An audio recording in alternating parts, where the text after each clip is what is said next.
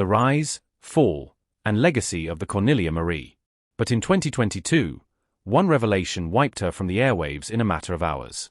The moment was shocking for fans who had followed the boat for nearly 2 decades. A vessel that had become a household name, a fixture of Discovery Channel's Deadliest Catch, vanished without warning.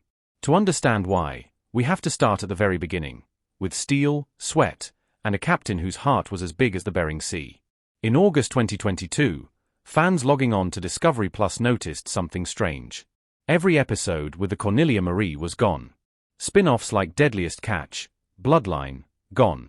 Even social media posts and promotional clips deleted. It wasn't a glitch. It was deliberate. And it all traced back to a single court record from more than 2 decades ago. Something so explosive it could destroy not just a man's career, but the legacy of one of the most famous boats in the world. But before we get to that, you need to know why her disappearance hit so hard. Because the Cornelia Marie was no ordinary vessel. She was not just a boat that hauled crab pots across the freezing, violent waters of the North Pacific. She was an icon of survival, courage, and family, a steel monument to the men who risked their lives for the seafood industry. Birth of a legend. Bayou Labot, Alabama, 1989. At the Horton Boat Shipyard, a man named Elmo Horton was building what would be his last great vessel before the industry changed forever. This wasn't just any build. This was a 128-foot, 28-foot wide, 11.7-foot draft steel monster designed to laugh in the face of the Bering Sea. Every rivet, every weld carried the weight of survival. She was powered by twin 750 horsepower Cummins QSK 19M diesel engines, giving her a top speed of 14.5 knots. That speed was crucial when every hour could mean the difference between beating a storm or being swallowed by it. Her fuel tanks could hold 28,500 gallons. Her freshwater tanks, 3,000. Enough to push deep into the crab grounds without turning back. The price tag?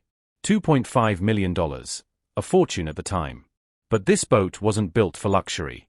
She was built for war. Heavy steel plating, reinforced hull, and the muscle to carry the biggest hauls in the fleet, she was born to fight against nature itself. Her name came not from myth or marketing, but love. Named after Cornelia Marie Collins, the wife of the man who commissioned her, Ralph Collins. Cornelia wasn't just a figurehead. She worked alongside Ralph in the fishing business. Even after their divorce, she became co-owner, and the name stayed on the hull. When she first appeared in Alaska with her aquamarine paint and yellow trim, she was impossible to miss. A splash of brightness in a world of weather-beaten grays. From the start, the Cornelia Marie targeted the big money species, king crab, apilio, salmon, and herring. Her size gave her an edge in the brutal short crab seasons. She could stay out longer, endure worse weather, and bring in more catch. Her reputation for toughness grew fast. In 2005, when the Big Valley went down, the Cornelia Marie joined the search for survivors. Only one man was found alive. Moments like that forged her image, not just a fishing boat, but a lifeline in the deadliest seas on Earth. Transformation and endurance. In the late 1990s, a major refit extended her by 22 feet, boosting her crab capacity by 100,000 pounds. She could now haul over 300,000 pounds in one trip. A game changer when the clock was ticking and the competition was fierce. While other boats went bankrupt or sank, the Cornelia Marie endured. She was efficient, reliable, and profitable, the perfect candidate for television. And television was waiting. Enter Captain Phil Harris. Phil Harris didn't just fish, he lived it. Born in Bot Hell, Washington, he was on the water with his father by age 8. By 17, he'd quit school to chase the crab boom. His first year was a bust, but by 19, he made $130,000, enough to buy a new car and never look back. At 21, he owned his first boat, the Golden Viking. Phil's early years were brutal.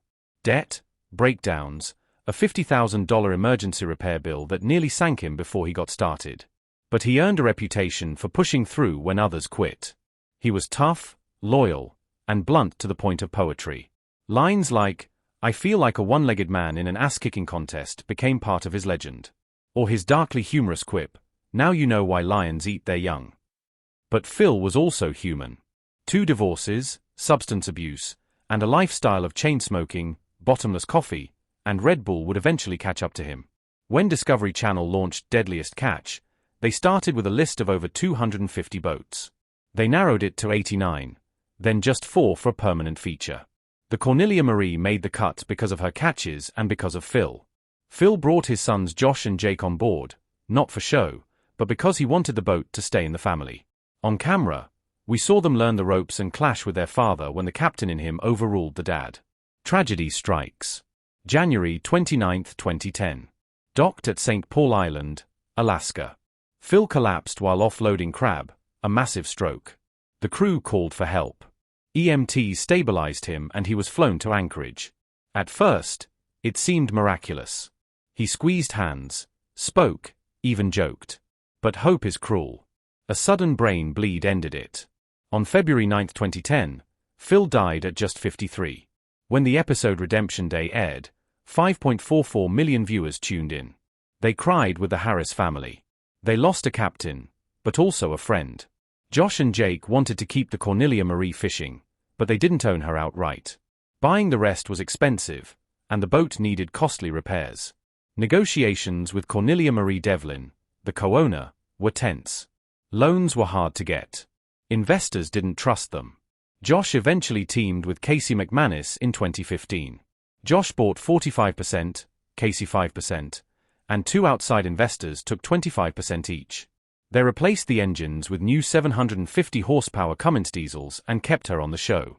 Collapse and chaos. Jake's life spiraled. DUI in 2010. Drug charges in 2017.